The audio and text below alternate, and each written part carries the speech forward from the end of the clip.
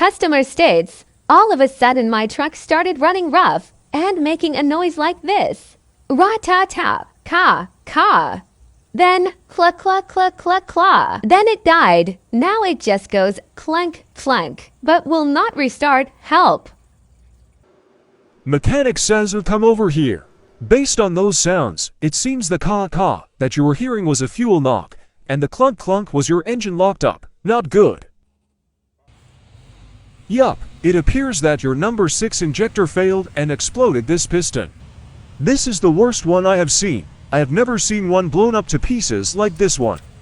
Oh, no. What can I do to prevent this from happening again? I will tell you one thing, but you have to listen closely. Oh.